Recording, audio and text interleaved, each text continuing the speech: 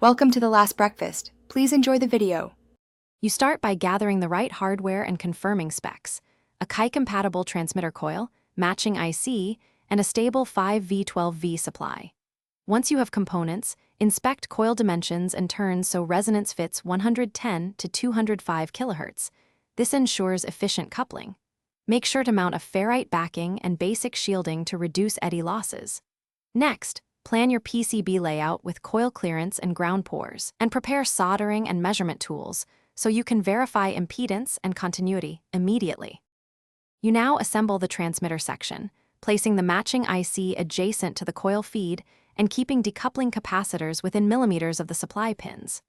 Once soldered, install the series or parallel tuning network and use a variable trim capacitor or swap inductance to shift resonance precisely.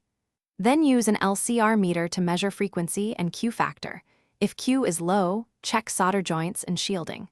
While tuning, monitor temperature and ensure layout minimizes parasitic capacitance, so the transmitter behaves predictably under load. You finish by testing with a certified receiver, aligning coils and measuring charge current and temperature under typical load. Once performance is acceptable, secure the module with adhesive or enclosure, add visible alignment guides, and verify protection features like overcurrent and temperature cutoffs. If charging is weak, check resonance drift, increase coupling by reducing coil gap, and eliminate unwanted ground loops. Also confirm firmware or IC register settings. Finally, perform a short circuit and thermal test to validate safety before regular use. Thanks for watching. If this was helpful, leave a like and consider subscribing. See you next time.